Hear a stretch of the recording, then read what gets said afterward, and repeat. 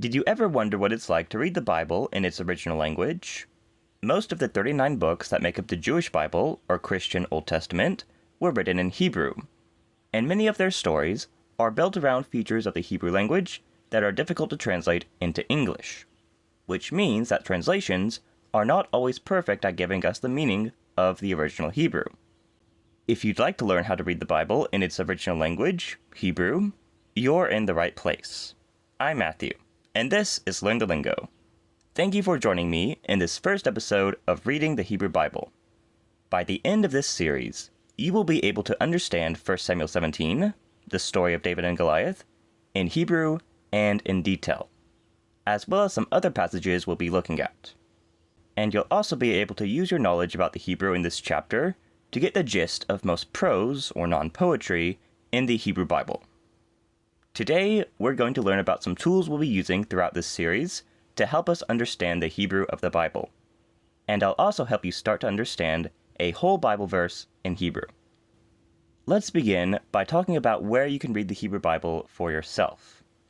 I personally tend to use this JPS Hebrew English print edition, which I have a review of on my channel. If you don't have a print edition, that's fine.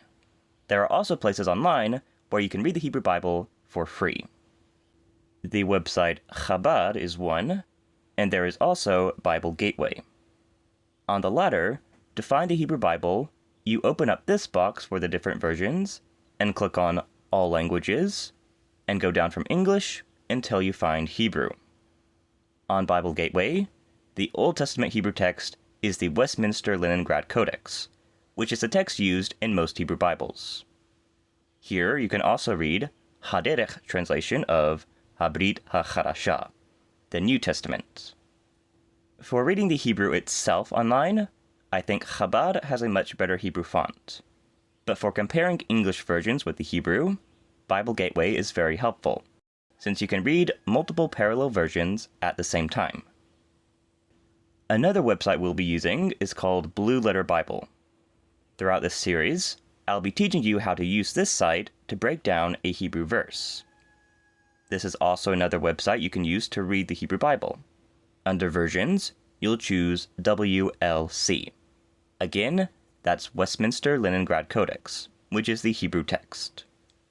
This website has a Tools button on every verse of the Bible, which will break down each Hebrew word of the verse down to its most basic form and features, which will be very helpful later. All these websites are linked in the description of this video. For the rest of today's lesson, let's break down the fourth verse of 1 Samuel 17. Here it is written in Hebrew.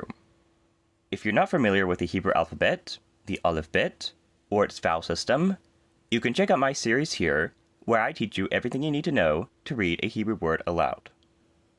Biblical Hebrew not only uses the consonant letters and the vowel markings, but also a punctuation system my Aleph Bet series did not go over. We'll discuss that in this series later on, but it's not absolutely necessary to start reading the Bible. Now, if you feel prepared enough to work with the Hebrew alphabet, let's read this verse aloud in Hebrew together. Vayetze ish habenaim mimachanot Pelishtim. Goliath shamo migat. Gofo sheshamot vazaret.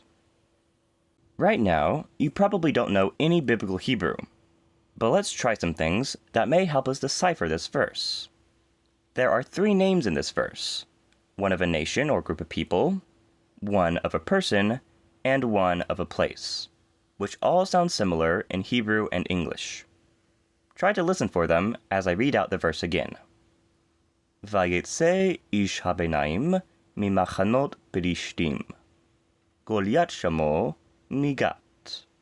Gofo sheshamot vazaret. Also try to notice them in the written text itself. Pause the video if you need to. Ready? We have the nation Pelishtim, which is the Philistines. In Hebrew, the im ending is a plural form, like the s ending in English. Goliath is the name where we got Goliath, and Gat is Gath. On Gat, there is a mi added as a prefix. In Hebrew, several words, mostly prepositions, are attached to the beginning of other words. Mi, which means from, is attached to gat, and also to another word in this verse.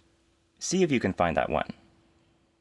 Alright, here it is on the word machanot, which means camps of.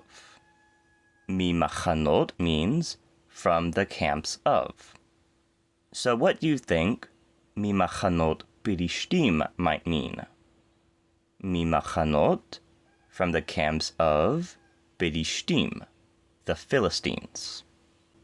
So, mi is a prefix we'll see added to the beginning of Hebrew words.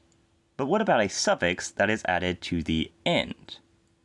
There are two words in this verse that have the same suffix. Found them? This suffix is an o put on the end of a word. Shomol and govho. This suffix means his. It's put on shem, name, to make shomol, his name, and on gova, height, to make govho, his height. Goliath shomol, Goliath his name. Hebrew often doesn't use a word for is or was, so we have to add it in an English translation. Goliath was his name, from Gath, Migat. The phrase we see govho in is govho sheshamot vazaret. The ot ending on amot is a plural ending, like im. So amot is the plural of amma, which is a unit of measurement, a cubit, the length of a forearm. Amma, cubit, amot, cubits. We also see the ot plural ending in machanot, camps, the plural of machaneh, camp. Zaret, in other places pronounced zeret, is another unit of measurement, translated as a span, which is about 9 inches. The vav on zaret means and, a very, very common prefix. Govho sheshamot vazaret. His height was shesh, 6 cubits and a span. We also see a vav prefix on the first word of this verse, vayetse. This word is actually the verb, and came out.